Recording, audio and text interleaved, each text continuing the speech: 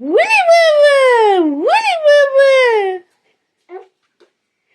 ওই বাবা, ওই বাবা, ওই বাবা, ওই বাবা, ওই বাবা, ওই বাবা, এই বাবা। ঘড়িতে বাজে এখন রাত্রি 9:30, যদিও 15 মিনিট এখনো বাকি আছে, কিন্তু বাকি থাকলে কি হবে, আমি যে লেট ফাইন দিয়ে ফেলেছি। এই যে মশারি টাঙানো দেখছো, প্রিয়দর্শিনী বড্ড চেঁচামেচি করছিল, ঘুমোতেই চায় না এখন। দেখলে না কিরকম দোল দোল খায়, আর উড়ি বাবা করলে আরও আনন্দ পায়। ওই উড়ি বাবা করতে গিয়ে আমার একেবারে ওরে বাবা হয়ে গেছে। ওকে নিয়ে বসেছিলাম, উড়ি বাবা করছে, তারপরে মেয়েও ঘুমিয়ে গেল। আর আমি যে কখন ঘুমিয়ে গেছি আর কেউ আমাকে ডাকেনি।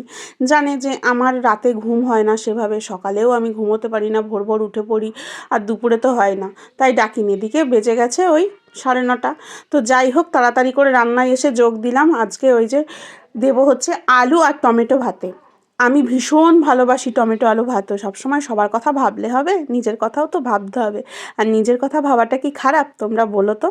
আর বরমশাইয়ের জন্য করব সয়াবিন আলু, আর একটু ফুলকপিও দিয়ে দেবো। আর দেখো, দেখতে দেখতে আমাদের জয়বাবু চলে এসছে। জয়বাবু এসে ওই যে চালের গুঁড়ো ফুল ওগুলো ছিটাচ্ছে। কালকে আমাদের ছেটানো হয়েছিল না পিঠে হওয়ার পরে, এটাকে বলে বাউনি উৎসব, তা 3 দিন ছেটাতে হয়। আজকে ওর কাকা এখনও আসেনি, তো জয় চলে এসেছে, জয় ছেটাচ্ছে। এগুলো আবার লেডিস নট অ্যালাউ, জেন্টসদের করতে হয়। যাই হোক, ও এদিকে করছে, আমি এদিকে রান্নাটা করে নিচ্ছি। আর তোমাদের এর আগে বললাম না, নিজের কথা ভাবা কি অপরাধ, নিজের কথা ভাবতে হবে। না গো, তুমি দেখবে সবার কথা ভাববে, কতদিন তোমার কথা সবাই ভাববে না, একদিন ঠিক ভাববে।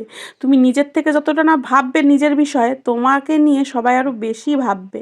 তো যাই হোক, আমি কিন্তু আজকে ওই টমেটো আলু ভাতে দিয়েই ভাত খাবো। বড্ড ভালোবাসি, মাছ মাংস যতই থাকুক আমার, আমি যে সিদ্ধ ভাত কী ভালোবাসি তোমাদের আর কি বলবো। এর জন্যই হয়তো আমার চেহারাটা এরকম গোল আলুর মতন দিন দিন হয়ে যাচ্ছে, কোনদিন ফেটে যাবো তার ঠিক নেই।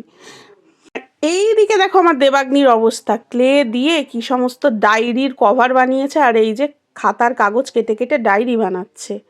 এই যে কাগজ কেটে কেটে চারিদিক ছড়াই বলে একটু বিরক্ত হই, কিন্তু আবার ভাবি মেয়েটার তো আমার বুদ্ধি কম না, যা দেখে তাই বানিয়ে ফেলে।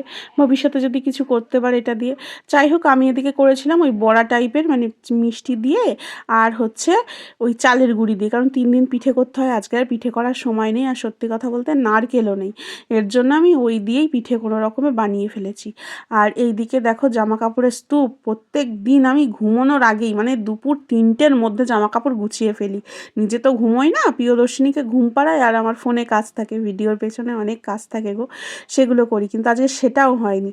ওদিকে ঝোলটা ফুটছে নিজের মতন, আর আমি এগুলো সমস্ত কিছু গুছিয়ে নিলাম। তো চলো দেখি ঝোল কত দূর। আবার দেবাগ্নিকে খাওয়াতে হবে।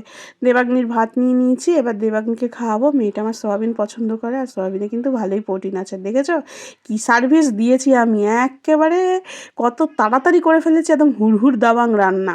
আসলে একটা বলো আলু আর কয়েকটা সয়াবিন দিয়ে ঝোল করতে আর কতক্ষণ সময় লাগে, তারপরে যদি আবার সেদ্ধ করে দিই। মেয়েটাকে খাইনি। আর সোয়েটার পরতে ভুলে গেছি, আমি যখন কোনো কাজ করি না সত্যি আমি সোয়েটার পরতে ভুলে যাই। জানি ছোটো মেয়েটার ঠান্ডা লাগবে, তবুও আমার এই পরিস্থিতি।